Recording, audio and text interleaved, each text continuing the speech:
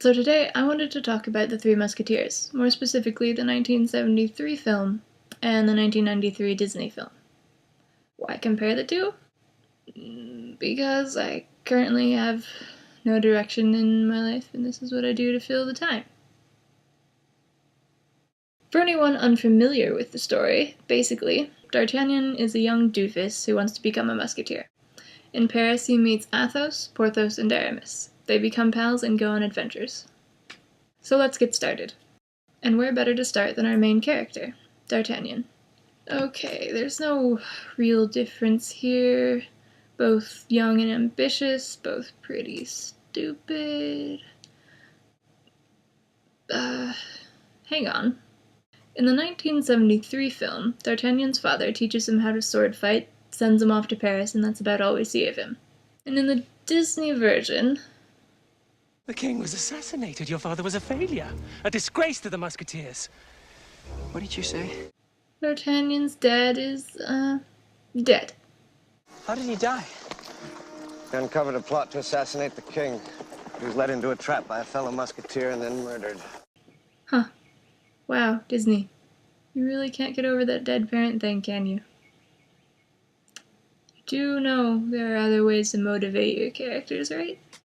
This isn't really an opinion piece, but if I had to pick a D'Artagnan I liked better, I'd have to go with Michael York on this one. Because, while he may be an idiot, at least he's polite about it.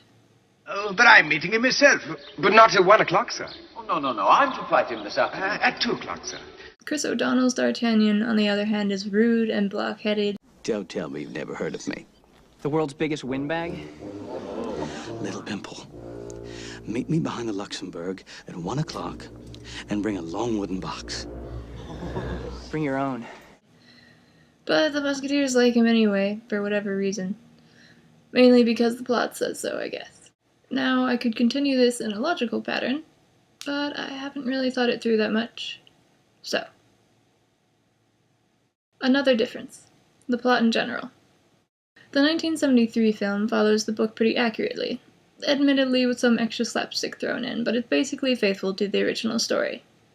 Which is that the Duke of Buckingham, an Englishman, is in love with Queen Anne of France, and the king is mainly a puppet controlled by Cardinal Richelieu.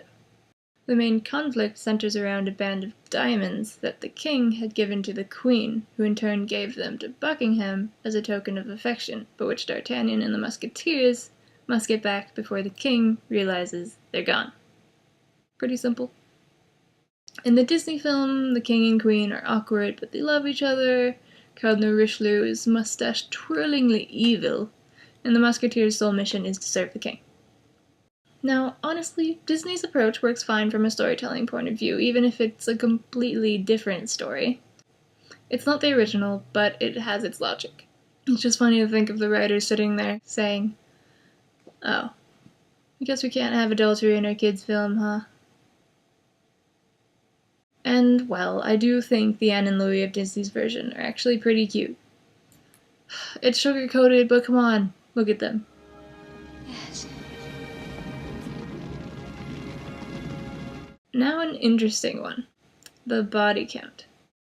It occurred to me after watching the 73 film that Disney is actually the one with more blood on their hands, so to speak. Sure, 73 has its fair amount of brawls, but nothing like the amount of bodies you get from Disney. Just look at this.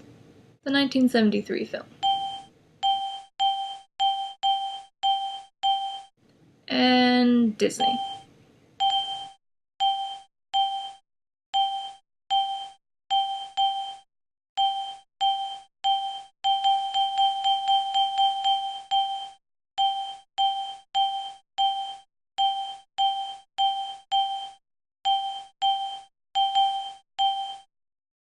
So, hundreds of people dead. Cool. A wife not so into her husband. Not gonna fly. Alright, before I get to the next point, I really should talk about the Musketeers. You know, the title characters. Well, both films follow the basic character designs. You've got Athos, the angsty one with the dark past, Porthos, the clown, and Aramis, pious but promiscuous. And if I try to say any more, I just won't stop talking. Because I love these characters so much. It physically hurts sometimes. And I really, really wish that was an exaggeration. But to the point. Athos and Milady de Winter. Now here I'll have to delve a little bit into the Four Musketeers, but that's just a continuation of the first movie anyway, so. But I'm going to do this in the order I saw the films. Disney. Milady is a branded woman, but the tragedy of this love story is that she was falsely accused, and Athos has never forgiven himself for turning her away. But in the end they get a nice poignant reconciliation, and then Milady jumps off a cliff. You know, it's a family film. Then I watched the 73 film, where Milady is evil and plotting and unapologetic for it, which is actually pretty cool. Meanwhile, Athos's regret is that she isn't dead, and he's basically filled with shame for ever loving her in the first place. On top of that, he has her head chopped off.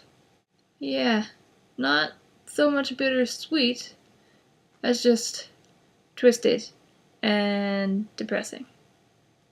Again, like with Anne and Louis, I'm a sap, and I prefer the Disney version of this bit. Not so much the suicide part, but the part where Athos and Milady did actually love each other, and the fact that Athos feels guilty for having her killed. It's a lot more sympathetic than the guy who drags a woman out into the woods and orders her death. As much as I love 73 Athos, he's legitimately terrifying in that scene. And those are the main points I wanted to cover, really. There are plenty of other things I could address, but I don't feel like it. Now, despite their differences, I love both of these films. Both capture the Musketeer spirit in their own way, and both are great fun, whether you've read the books or not. Which I did. After the movies.